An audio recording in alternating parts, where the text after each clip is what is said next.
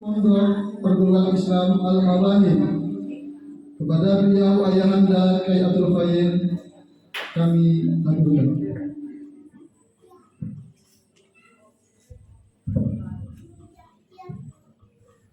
Assalamualaikum warahmatullahi wabarakatuh.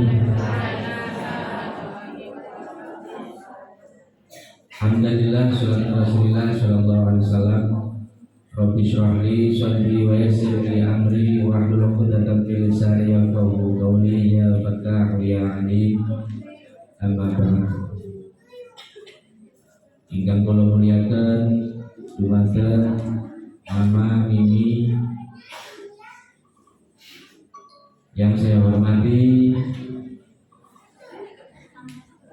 Kiai Haji Januar Prihatin MSI, anggota DPR RI Komisi 2, Komisi 2. Yang saya hormati Pak UU, Kang Imin, Kang Muhaimin.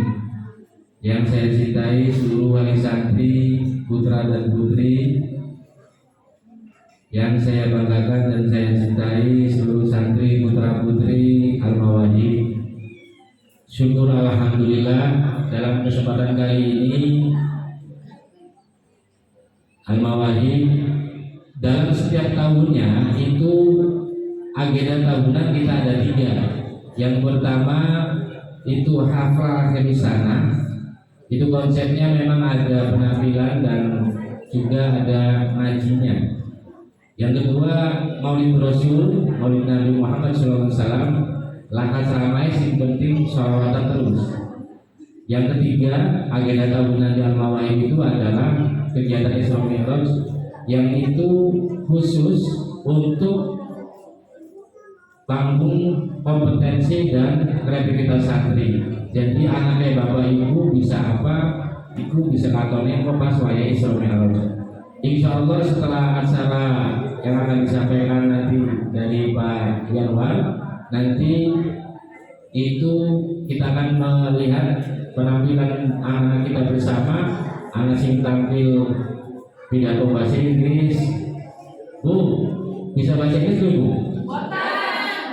Anak ibu bisa bahasa Inggris. Kok saksani bareng ya? Isim baik kadang-kadang ngomong bahasa Inggris. Ternyata anak kita bersama ada yang sudah makannya spaghetti terus mungkin, hamburger terus mungkin. Jadi ilatnya itu ilat Inggris. Mangga sing masih tang Jawi, tang lebet mangga masih kamot tang lebet teh. Para bapak dan para ibu yang akan saya muliakan para santri. Jadi Isra Mi'raj itu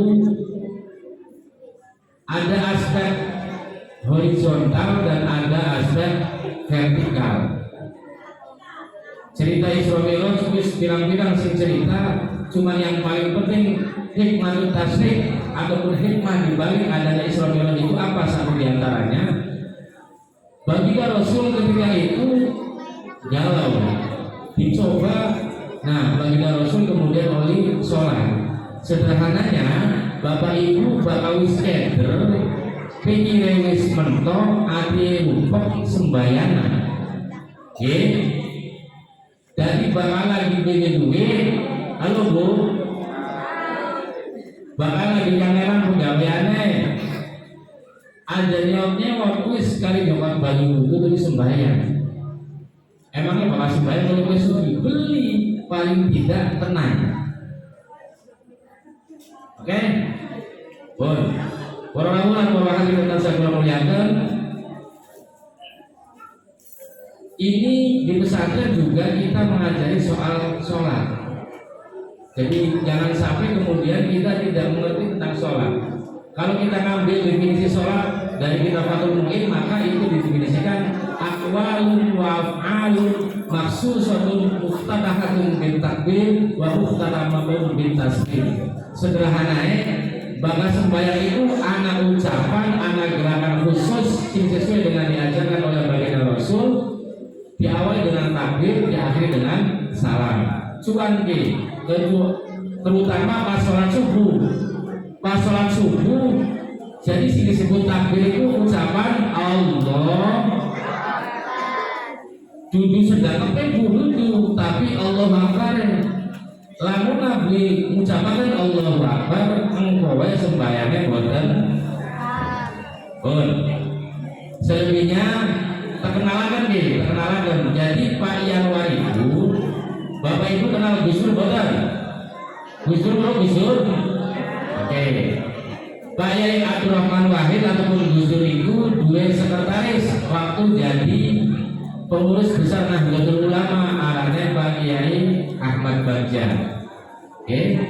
Sekretarisnya Pak Gus Dur ataupun sekretaris PBNU waktu itu Pak Ahmad Bagja jaga putra ini puniko namanya Pak Yayan Yanwar.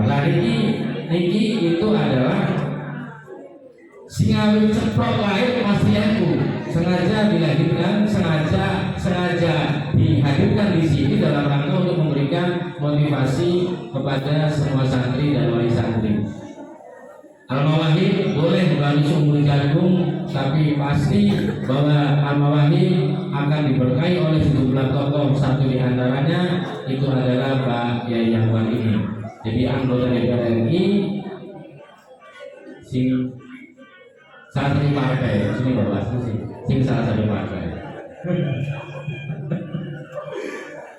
Jadi makanya lamun Bapak Ibu sampai aja Pak Yanwar itu terus gampang mon Gus Dur gue sekretaris waktu ngurus ning PBNU arane Pak Ahmad Bagja, Pak Yai Ahmad Bagja, gak ada putra, satu di antaranya adalah Pak Yai Yanwar ini. Gitu. Asli wong Cirebon Bu, asli wong Cirebon, lemah abang. Jadi wong Cirebon berkiprah di nasional itu bukan hal baru. Kita doakan anak-anak kita, santri putra putri Al-Mawahib ke depan akan menorehkan sejarah, berkiprah di kancah nasional, berkiprah di tingkat kabupaten, berkiprah di tingkat apapun. Sing jelas santri itu aja minder, santri itu aja nervous, karena santri juga bisa menduduki berprofesi sebagai bupati. Bapak Ibu Kemutan waktu haflah Pak Bupati nyampaikan bahwa Pak Bupati itu alumni pesantren Bapak Najwan ini. Kan? Jadi aja minder. Yakinlah bahwa kita berproses dan berpendidikan di pesantren itu pada akhirnya beli bakalan mau anak turunannya dibakani guru beli. Yakinlah ketika kita dua ilmu, insya Allah soal bermanan baisi gampang. Pun membatang lawan saya gula, bokil warga kehormatan mulai pun pangapunten dan akhirnya Wallahu muwaffiq ila aqwamit. Wassalamualaikum warahmatullahi wabarakatuh. Terima kasih kami aturkan. Mudah-mudahan apa yang dia sampaikan menjadi motivasi bagi para santri dan wali guru. Sambutan selanjutnya atas nama anggota Dewan Perwakilan Rakyat Republik Indonesia kepada beliau Dr. Haji Yanwar Bilatin MSI kami selamat.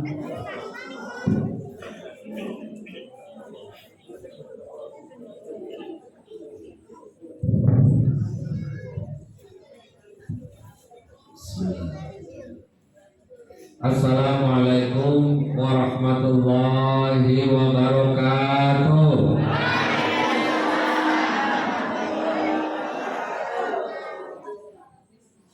Alhamdulillahilladzi an'amana bi ni'matil iman wal islam wa nusalli wa nusallimu ala fadhil an'am sayyidina Muhammadin wa ala alihi wa sahbihi ajma'in. Amma ba'd. Bapak Ibu dan hadirin sekalian, wabil khusus Sohibul Main, Sohibul Hajat, Yai Abdul Khair, pimpinan Pondok Pesantren Al-Mawahib, Desa Sindang Mekar, Kecamatan Dukuh, Buntang, Cirebon. Juga kepada Pak Kuhu, atur nuhun pisan kepada semuanya. Ibu-ibu sadaya, ibu-ibu semua, pagi ini kita bisa hadir bersama kahiji silaturahmi dan juga saling mengenal, mudah-mudahan melalui acara ini kita dapat manfaat. Insya Allah manfaat dunia wal akhirah. Adek, halo, dengan suara saya, adek, sehat semua ya? Sehat? Ibu sehat? Ada yang punya hutang?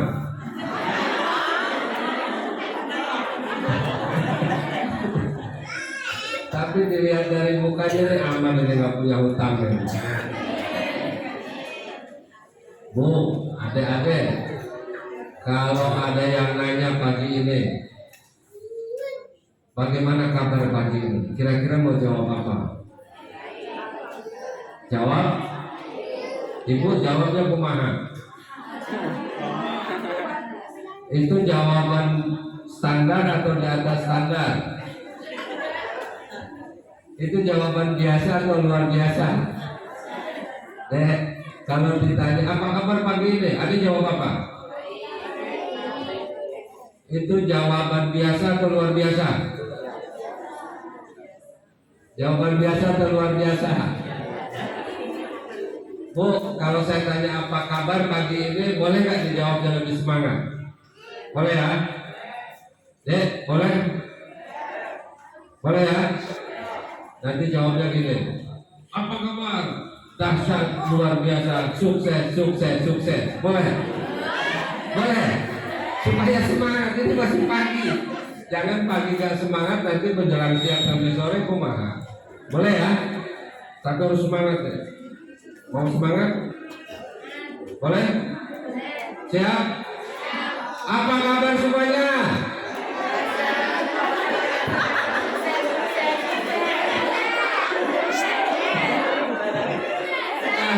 Luar biasa, sukses, sukses, sukses.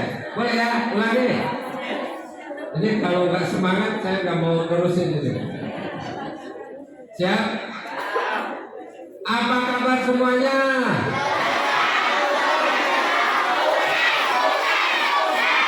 Tepuk tangan untuk semuanya. Ya begitu, harus semangat. Sebab belajar itu harus semangat. Bu, saya mau tanya, siapa di ruangan ini, di tempat ini yang hidupnya pengen sukses? Ayo. Langsung aja, yang sungguh-sungguh. Kalau nggak sungguh-sungguh, jangan. Yang sungguh-sungguh aja. Oh, ternyata nggak semuanya pengen sukses. Nggak apa-apa yang pengen sukses aja. Sekali lagi, siapa ingin sukses coba? Katakan saya, siapa ingin sukses? Siapa yang ingin sukses? Siapa yang mau sukses? Tepuk tangan lagi nih.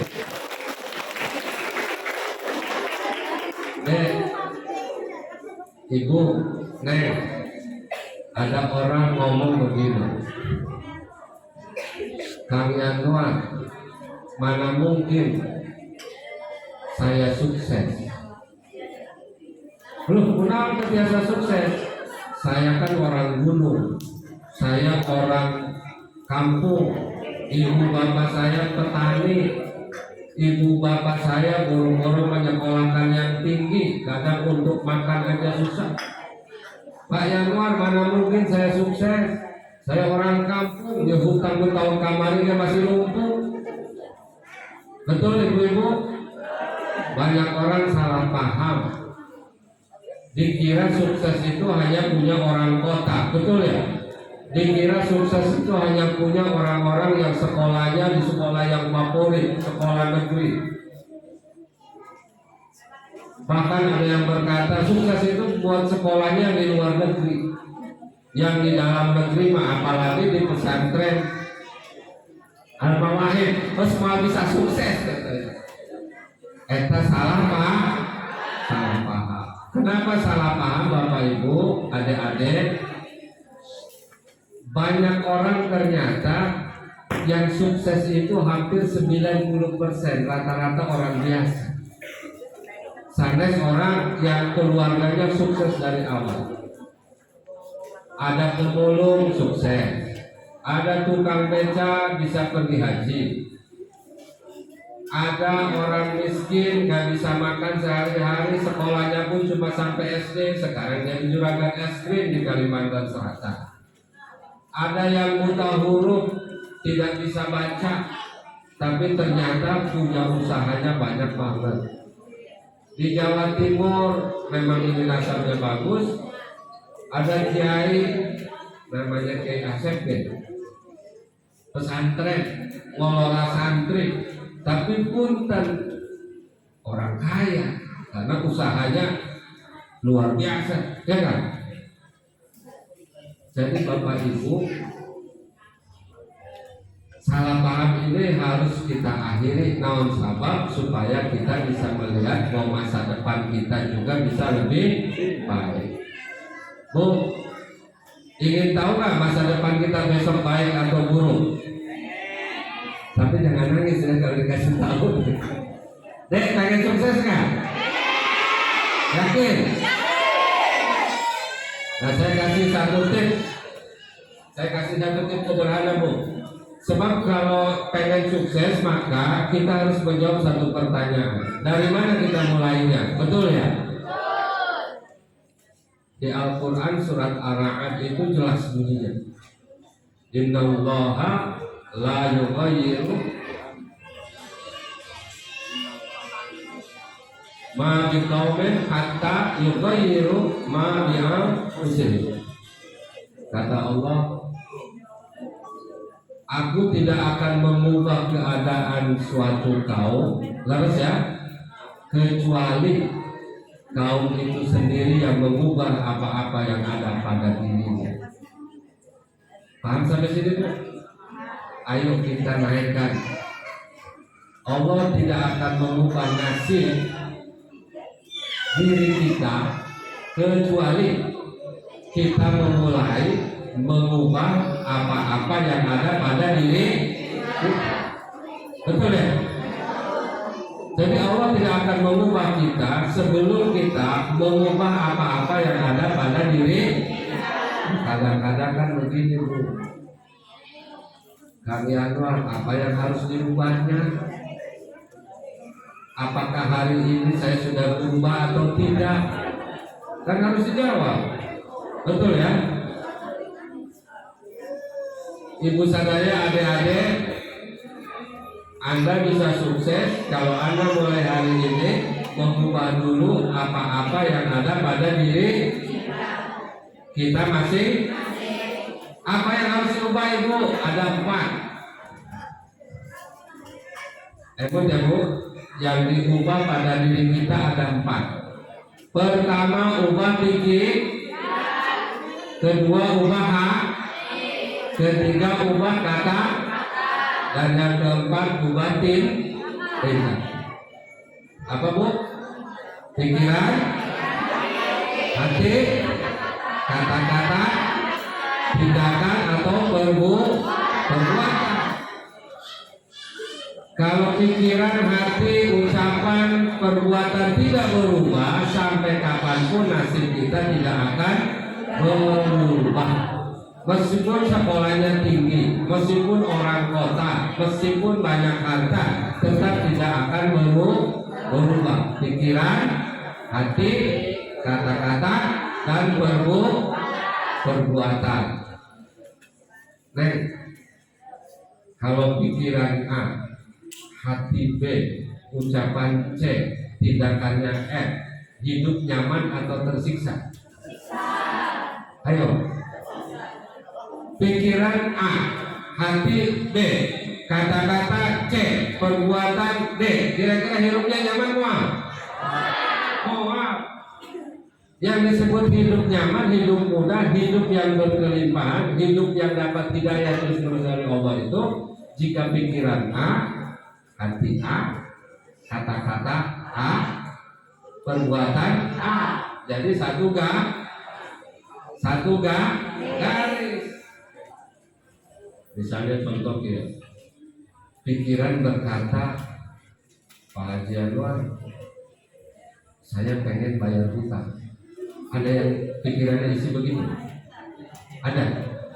Ayah, pengen bayar loh, turun ke hati, hatinya ragu. Aduh, ini gimana cara bayarnya? Gimana bayarnya? Cari uangnya dari mana? Betul nggak? Terus ditanya ke tetangga, Bu, bisa bayar hutang nggak? Aduh, nggak tahu ini. Si gana mah berat, kayaknya sesat. Kalau pikiran berkata pengen bayar hutang, hatinya tuh tidak meyakini, ragu, kata-katanya terparah lugu, kira-kira perbuatannya bisa menuju bayar hutang nggak? Paham sampai sini? Kang Yanwar, saya pengen naik haji. Ada yang mau begitu, Bu? Ada yang pengen naik haji nggak? Pengen? Pikiran.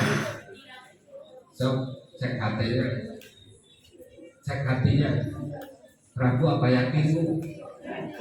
Ayo, ayo, yakin apa ragu? Ini baru hati, nanti naik satu tingkat lagi ucapan, naik satu tingkat lagi perbuatan. Jadi Bapak Ibu, yang merubah nasib kita di tahap pertama bukan orang lain, bukan di mana kita sekolah, bukan anak kita ini anak siapa, orang tua kita orang hebat atau orang bukan, nggak ada hubungannya. Semuanya dimulai dari diri sendiri, pikiran, hati, kata-kata, kemarin ada tetangga beli kulkas, tetangga sebelah beli kulkas. Tetangga yang ujung sana beli motor. Satu beli kulkas, satu beli. Itu yang ribut siapa? Yang ribut siapa? Tetangga beli motor, beli kulkas, yang ribut yang beli atau tetangga sebelahnya lagi? Baru juga beli motor segitu, udah sombong. Baru beli kulkas segitu. Bu, yang beli, yang mendapat kenikmatan tetangga sebelah, tapi kenapa hati kita menolak? Betul nggak? Itu kira-kira kalau sikapnya begitu, hidup kita nyaman atau tersiksa? Nyaman atau tersiksa? Barang siapa kita tidak bisa bersyukur atas nikmat orang, bagaimana kita bersyukur atas nikmat diri sendiri? Betul ya? Kita hanya bisa bersyukur atas nikmat yang diterima orang lain jika kita terbiasa bersyukur atas nikmat yang diterima oleh diri sendiri. Semakin kita bersyukur, rezeki naik atau turun? Semakin kita bersyukur, rezeki terhambat atau ngalir? Semakin kita iri dengki, rezeki naik apa turun? Rezeki ngalir atau terhenti? Rumusnya masos ya. Sudah ada ruh. Kadang hati kita sulit menang. Tangan ibu jika rezeki mau naik, rezeki mau berkelimpahan, hidup mau gampang, bebaskan dulu hati kita dengan orang-orang lain. Dibebaskan dari apa? Dibebaskan dari diri. Betul ya? Dan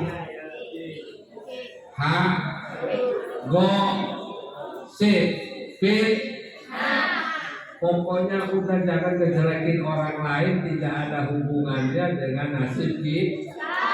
Kita berkata buruk tentang orang lain, udah pasti orang lainnya buruk nggak?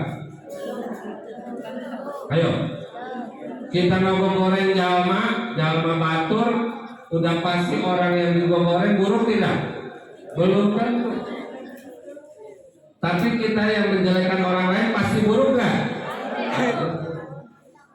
Orang lain belum tentu buruk, kita yang ngomong sudah pasti buruk. Jadi omongan mencerminkan apa yang ada pada diri kita. Kalau kita sering berkata buruk kepada orang lain, kira-kira orang lain mau bergaul dengan kita? Kalau kita sering kali merendahkan orang lain mau bergaul dengan kita? Kalau pergaulan kita sempit, rezeki bakal ngalir atau terhenti? Kalau dijauhi orang enak nggak Bu? Kalau dibenci orang enak nggak Bu? Kemarin tetangga beli motor yang baru. Kemarin alhamdulillah.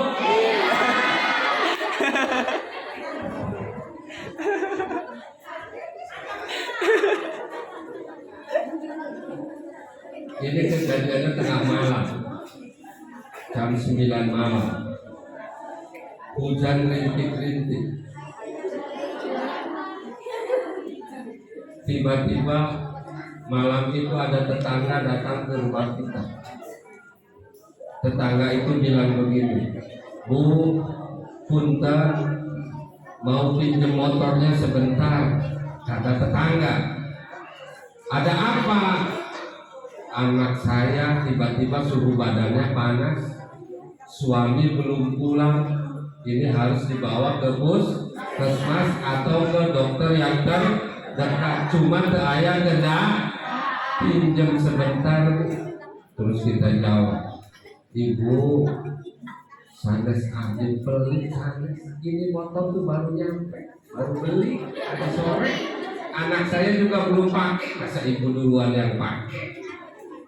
Kira-kira tetangga yang minta tolong sama kita sakitnya di mana? Sakitnya di mana?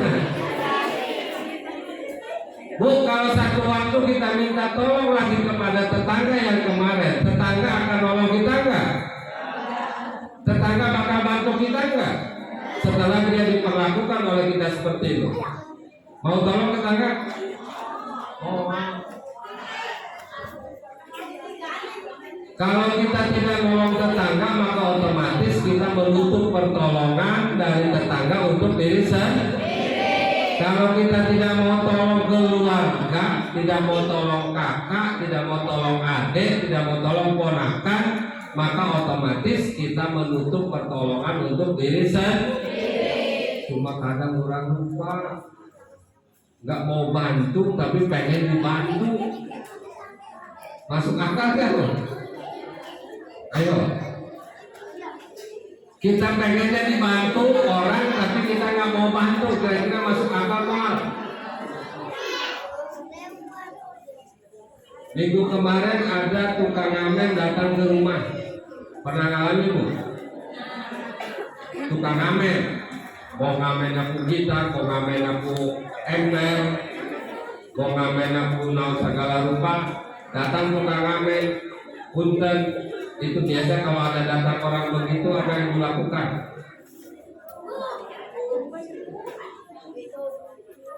Maaf. Maaf atau ngasih? Ngasih maaf. Gini. Ini saya buka rahasianya deh, supaya nggak salah paham. Sikap kita cuma dua. Satu, maaf, betul ya? Yang kedua, memberi. Nah, oke, sekarang kita ambil satu tingkat saja, memberi. Kalau memberi, kira-kira ibu mau memberi berapa? Di kantong ada 2.000 pecahannya deh. Ada 5.000, ada 10.000, ada 20.000, ada 50.000, dan ada pecahan 100.000. Punten, ibu mau kasih yang mana?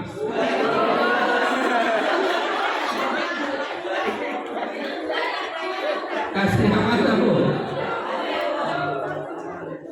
Kunaon kasih yang 2.000? Kenapa kasih yang 2.000? Nah ini yang kita sering salah paham.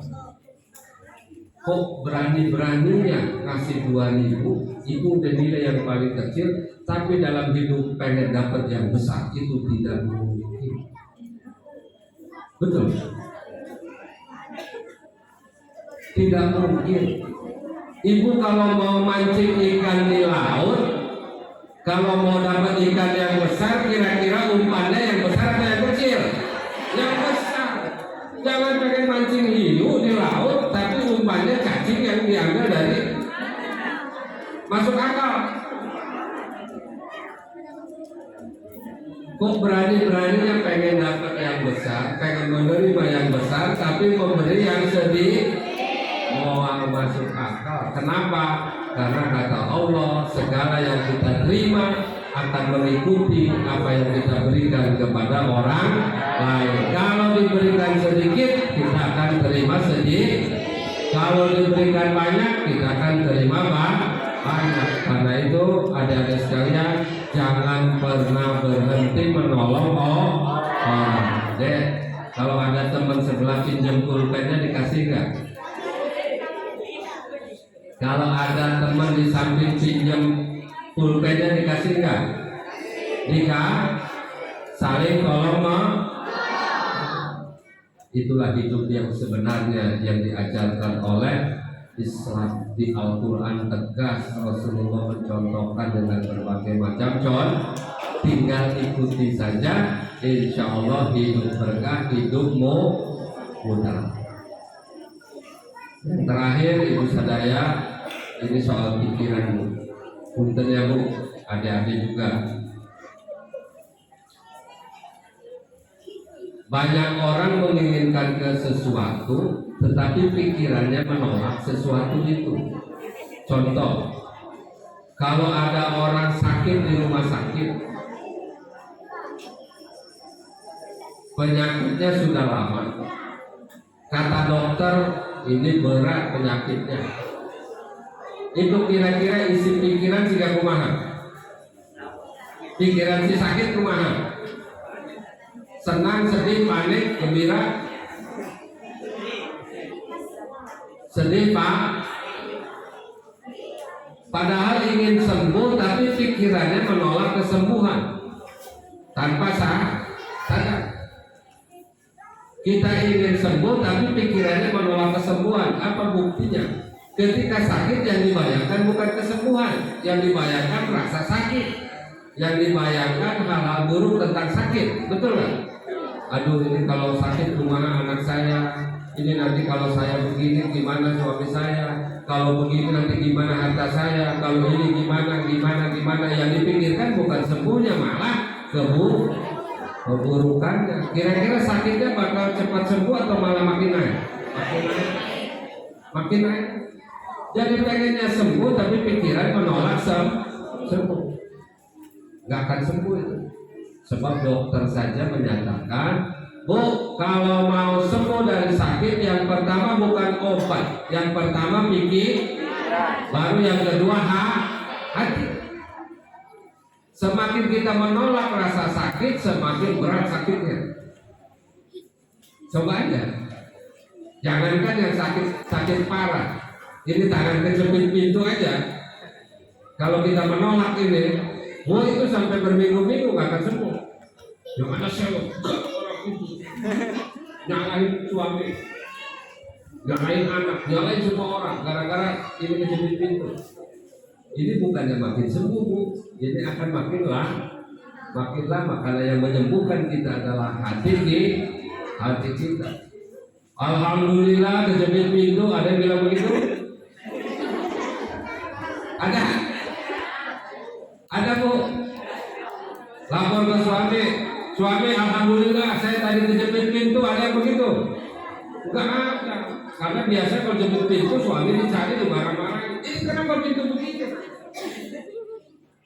Bu, kadang-kadang kita lupa apa yang hilang pada diri kita sebetulnya jauh lebih sedikit dari apa yang kita terima dalam hidup ini selama. Betul. Kita ini punya angka dari 1 sampai 1000. Kita hanya hilang angka 4, ributnya minta ampun. Kita lupa masih ada angka yang lain. Kenapa kita fokus pada angka yang hilang? Kenapa kita tidak fokus pada apa yang ada pada diri kita? Nikmat yang sudah diberikan. Kemarin ada orang belanja di Indomaret. Iklan ini. Bukan iklan, di Indomaret. Bawa motor. Pulang dari belanja, pas dilihat motornya kok ada. Sampai tanya ke satpam segala macam, satpam nggak tahu. Punten, kira-kira apa yang terjadi dengan ibu? Pada saat tahu motor hilang, apa yang terjadi, Bu? Sewot atau kata Nabi, sewot, kehel, marah, kesal. Pertanyaan saya, dengan sikap begitu motor balik lagi nggak? Dan itu terbiasa kita lakukan sikap seperti itu manakala kita mengalami kehilangan sesuatu. Jangan tak motor, itu jarum pentul yang biasa dipakai sehari-hari, nggak ada aja ngamuknya minta ampun, betul ya Bu? Padahal jarum pentul yang lain masih ada, tinggal ambil aja yang ada itu, kenapa ribut yang nggak ada? Betul nggak?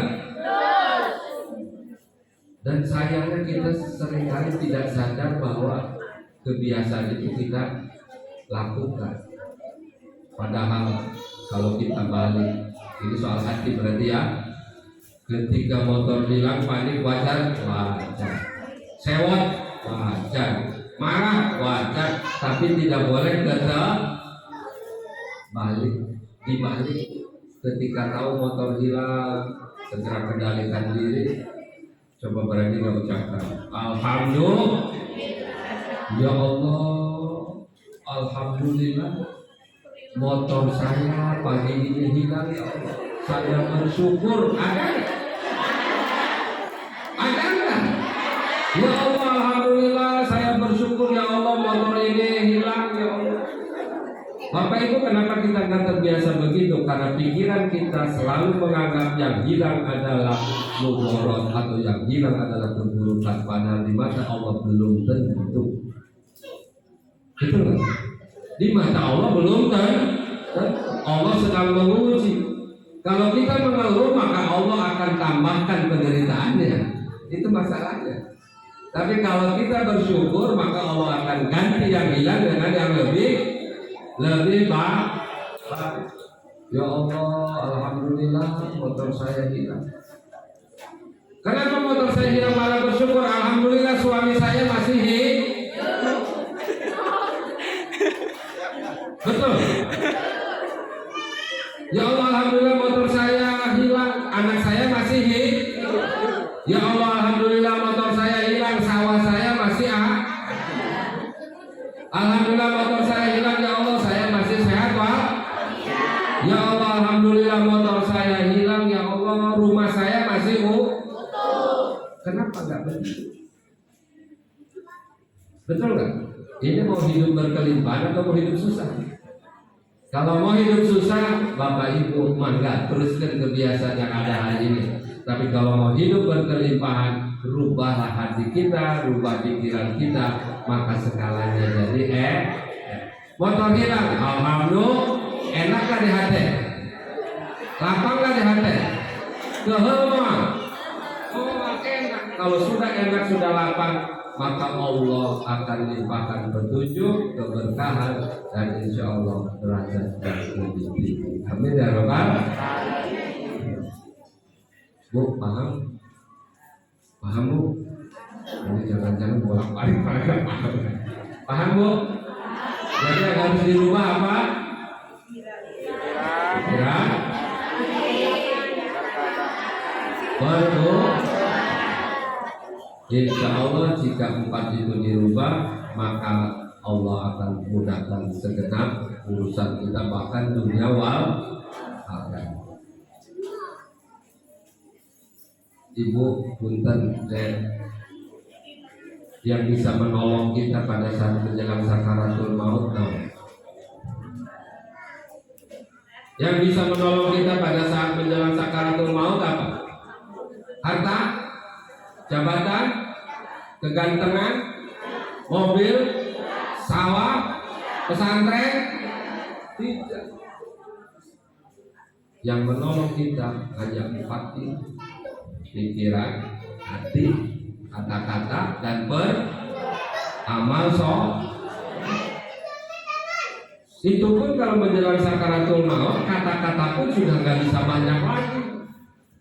Kata-katanya pun sudah spesial order, yaitu mengucapkan kesaksian ulang kepada keesaan Allah Subhanahu wa Ta'ala. Terus ayat kalimat lain yang punya arti kecuali kalimat itu. Apa kalimatnya? La ilaha.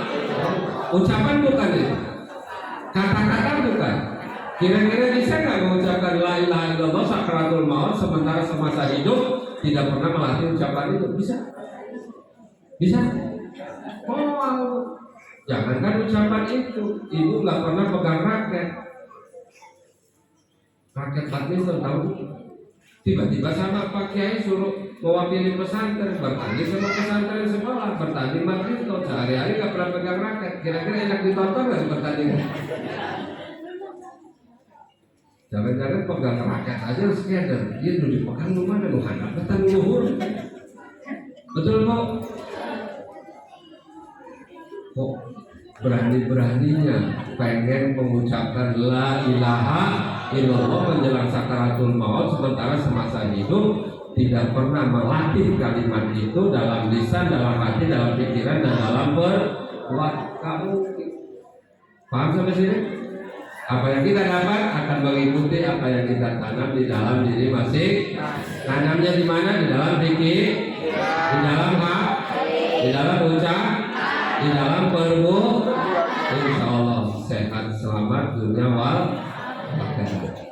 La ilaha illallah itu adalah kalimat tertinggi, tidak ada kalimat di atas itu sudah paling tinggi, karena paling tinggi maka dia punya derajat yang luar biasa, bisa menyelamatkan seorang hamba Allah dari hidup gelap menjadi hidup lebih terang, dari hidup celaka menjadi hidup selamat, dari hidup berat menjadi hidup mudah, bahkan dari hidup yang tidak karu-karuan menjadi hidup yang terbukti nanti pada saat menjelang sakaratul. Bahkan bagi kita yang awam sering disebutkan, barang siapa sempat mengucapkan la ilaha illallah menjelang sakaratul maut, diyakini selamat dunia wal akhirat. Husnul kok ini boro-boro mau ucapin itu menghadapi malaikat pencabut nyawa saja sudah ada yang pernah ngalamin?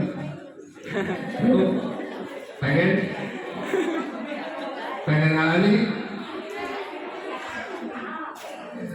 Bapak Ibu yang dirahmati Allah, sebelum kita akhiri, ayo Bapak Ibu, saya akan mengajak kita semua nanti bersama-sama melantunkan kalimat tauhid ini, la ilaha illallah. Boleh Bu? Boleh ya? Tapi dengan niat tanam di dalam hati masing-masing Bapak Ibu apa yang Bapak Ibu inginkan terjadi dalam hidup Bapak Ibu. Boleh? Misalnya begini, tapi satu saja niatnya, sebab tidak ada niat untuk banyak hal. Kalau mau maghrib, niatnya sholat maghrib atau semua sholat? Hah? Kalau mau sholat subuh, niatnya sholat subuh atau untuk semua sholat? Satu ibadah, satu nih. Kalau mau puasa Ramadan, niat Ramadan atau niat semua puasa?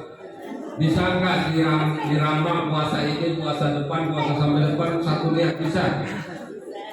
Satu niat, satu Karena itu Bapak Ibu, nanti silakan Bapak Ibu tanam niat masing-masing di dalam hati. Misalnya nih, ya Allah, saya sudah lama pengen naik haji. Tanam niat ya. Tanamnya di mana? Di dalam hati meyakini. Nanti kita membaca la ilaha illallah. Sambil membaca, sambil itu membayangkan haji, sambil membayangkan haji, hati Kang Haji Anwar Abdi Toslami gak hutang bayar-bayar. Jika hutang mengganggu ibadah ibu, jika hutang membuat hubungan ibu dengan keluarganya menjadi masalah dengan tetangga, bahkan masalah dengan paku, maka itu harus segera diselesaikan. Minta kepada Allah. Boleh?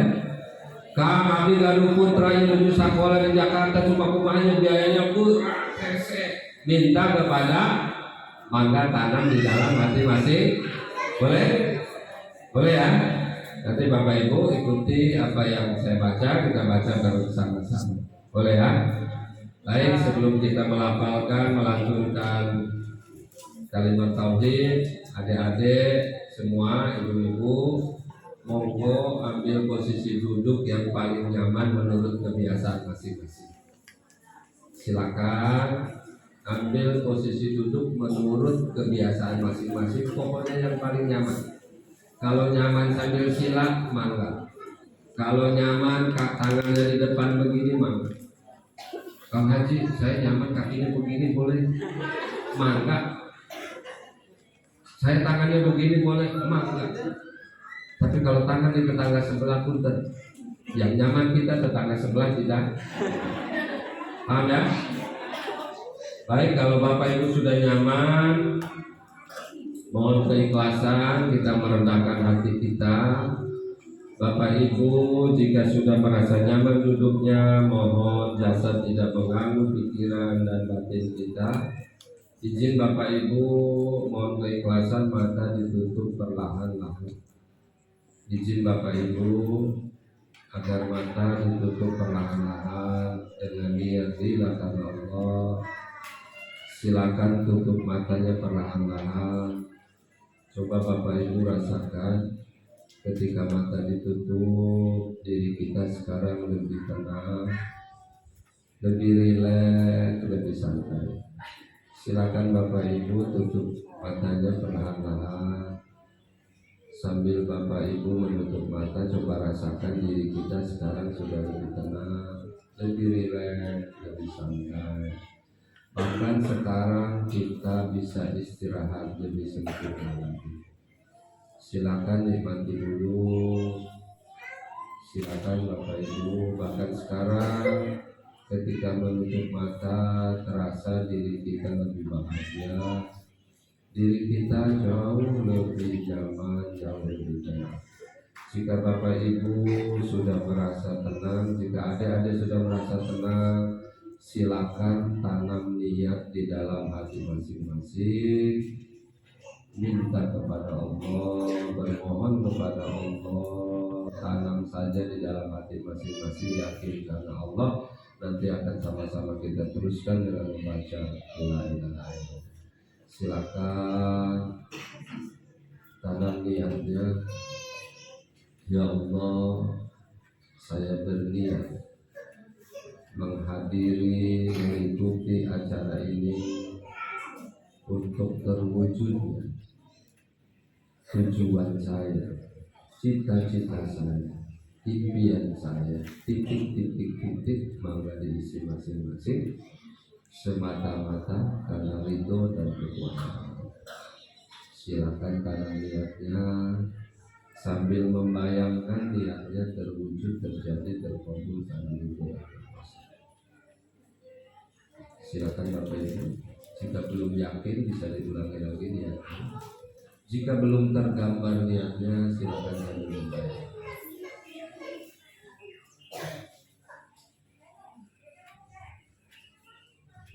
Sama-sama ikuti. La ilaha illallah. La ilaha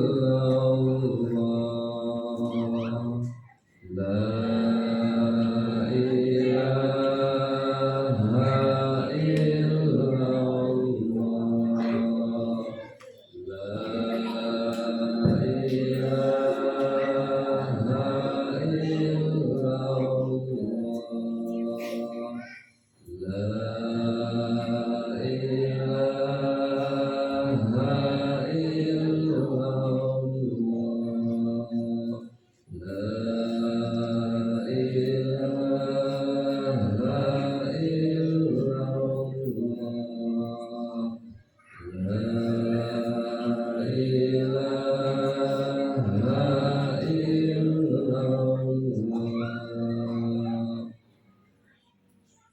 Sama-sama. La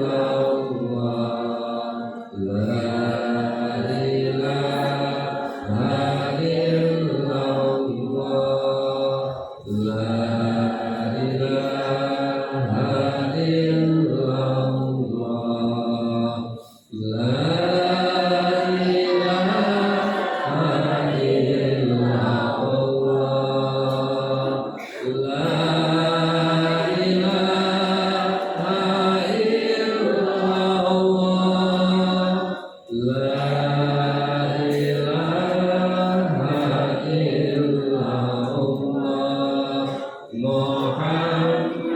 Muhammadur Rasulullah la ilaha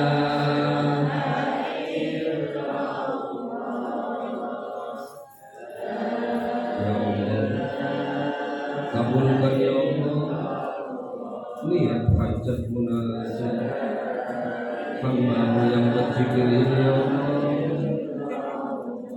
kabulkan ya Allah hajat munajat hamba di majelis ini ya Allah hanya kepadamu ya Allah kami bergantung ya Allah hanya kepadamu ya Allah kami mohon pertolongan ya Allah limpahkan ya Allah kemudahan bagi hamba-Mu ini ya Allah kemudahan rezeki ya Allah kemudahan segala urusan ya Allah jadikan ya Allah kalimat yang kami baca ini ya Allah ilmu bagi kami ya Allah ilmu yang bermanfaat ya Allah ilmu yang kami ridhoi ya Allah mudahkan bagi kami ya Allah segala rezeki kami ya Allah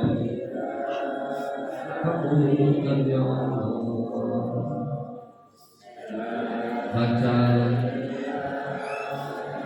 bacalah sambil bermunajat di dalam hati minta kepada Allah bacalah sambil memohon di dalam hati sambil membayangkan hajat munajat terkabulkan Allah bacalah dengan ikhlas dengan yakin karena Allah ya Allah kabulkan ya Allah hajat munajat hamba ini ya Allah demi syiar Islam ya Allah demi ibadah taqwa padamu ya Allah la ilaha illallah la ilaha illallah la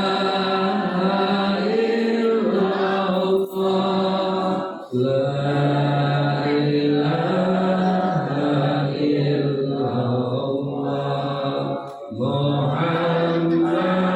illallah Muhammadur Rasulullah la ilaha illallah la ilaha illallah la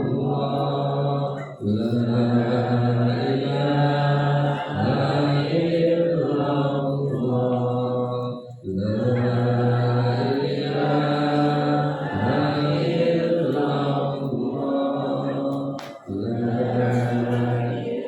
illallah kabulkan ya Allah innama amruhu idza arada syai'an ay yaqula lahu kun fayakun apabila engkau ya Allah menghendaki segala sesuatu ya Allah hanya dengan berkata jadi maka jadilah ya Allah baca munajat hamba yang berzikir ya Allah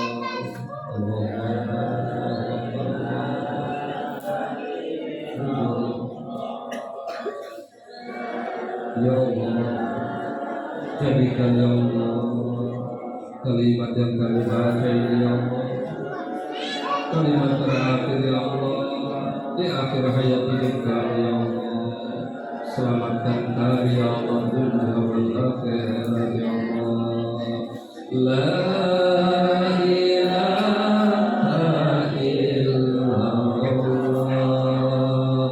la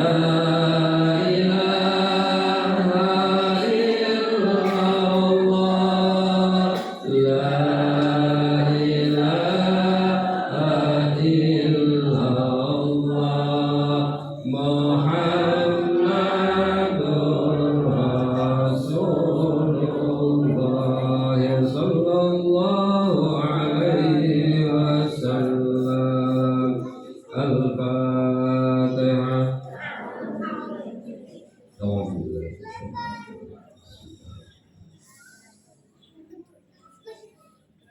Iya,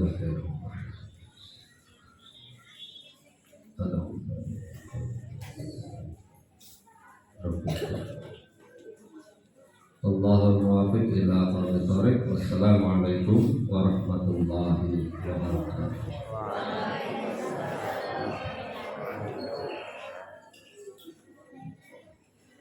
Terima kasih kami haturkan atas sambutannya, menunjuk hasanahnya. Mudah-mudahan kita semua bisa mengamalkan apa yang beliau akan sampaikan, terapkan dalam sehari-hari. Amin ya rabbal alamin.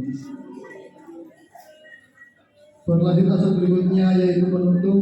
Sebelum ditutup acara ini dimohon Bapak Ibu hadirin hadirat jangan keluar dulu karena ada pentas kompetensi dan pentas santri yang akan ditampilkan oleh santri putra Santri Putri Al-Mabari.